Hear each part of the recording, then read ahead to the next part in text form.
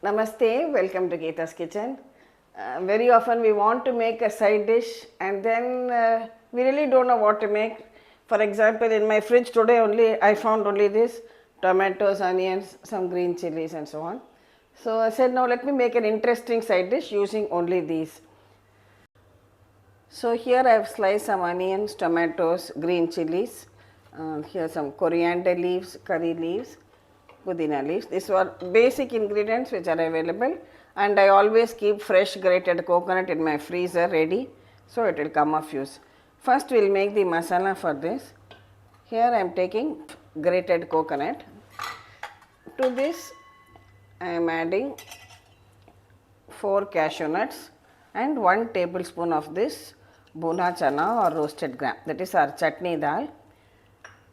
3 cloves of garlic, garlic is optional, a small piece of ginger, and we will grind all this into a fine paste.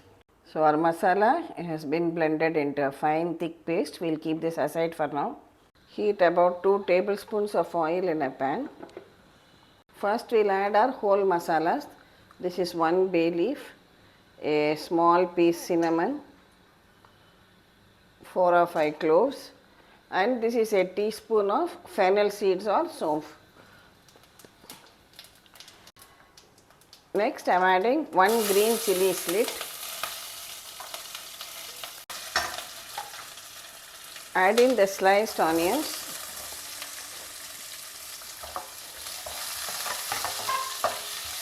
And fry the onions very well.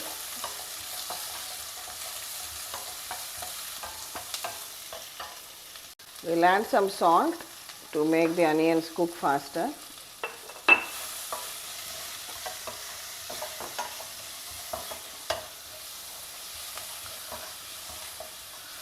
When the onions are well cooked, now we will add the tomatoes.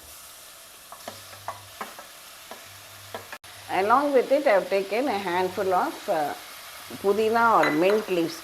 This adds a very good flavor.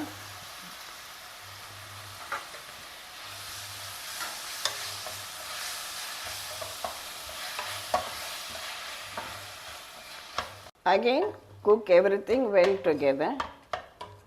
For beginners, a small tip: whenever you go for your weekly vegetable shopping, apart from the other vegetables, always keep this as a compulsory on your list. I mean, an essential ingredients, that is coriander leaves, curry leaves, mint leaves, green chilies, some lemon. They will come of use any time for any side dish.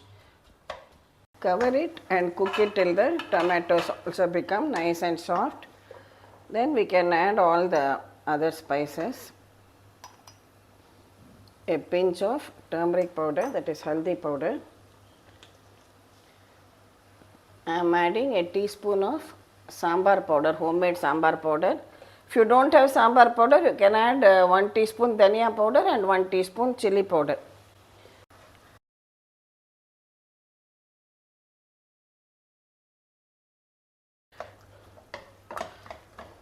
Again cook it till the masalas are also well mixed.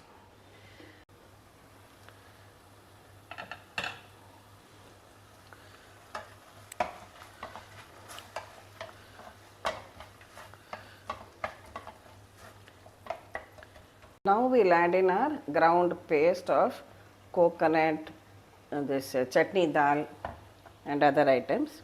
Mix it well together. I am adding a cup of water to my blender jar. Pour it also into this gravy.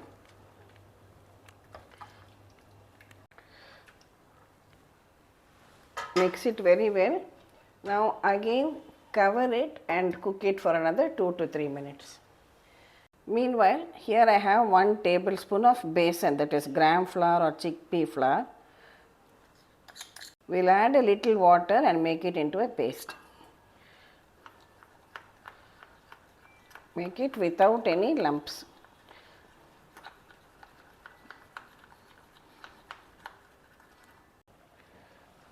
See, now it is all boiling well with the masalas. At this stage, Add this paste of gram flour to it, stirring very well, and there should be no lumps. You should have mixed it also well. To this now I am adding some fresh coriander leaves and curry leaves too.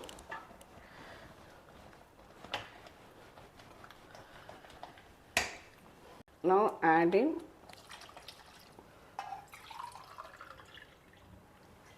2 cups of water to this. Again mix everything well.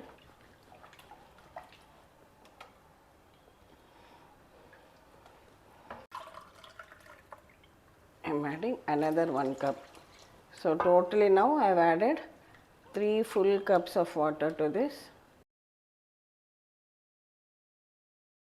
Now reduce the flame to low medium, cover it and continue cooking it for about 10 to 15 minutes. Now at this stage you can check for salt, and I felt that it required a little more salt because I have added only little salt with the onions. So I am just adding a little more salt to this. Cover it and continue cooking for 10 to 15 minutes as I said. While our gravy is getting ready, we will also make some parathas today. This is the triangle paratha which we commonly make at home.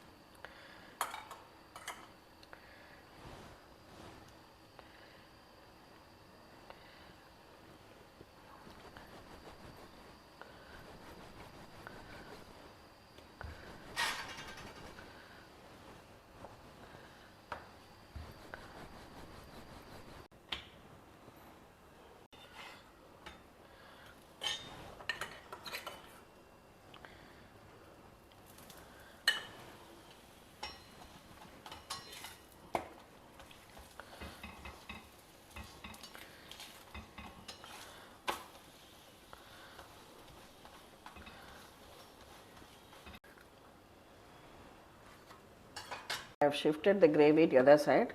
So just give it a mix. Always make sure that you use a heavy base kadai, otherwise it might stick to the bottom. This way you are safe. Let it continue boiling. Meanwhile we can get our parathas done.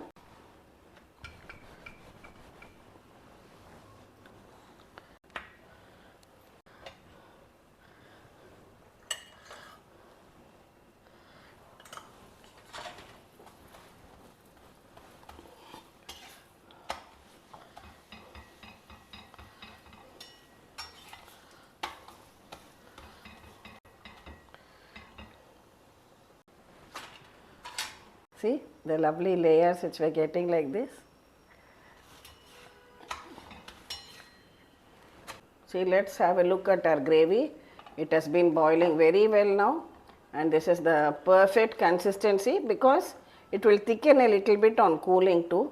So this way it is fine. Finally, for that special touch, just heat a teaspoon of oil, and this is Kashmiri chilli powder. You can add about a teaspoon of Kashmiri chilli powder and switch this off and pour it into this gravy.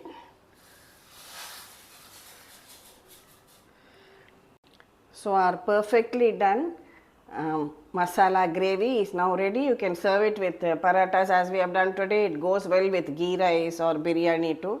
To serve, I have placed 2 parathas here, and see the consistency, not too runny, not too thick.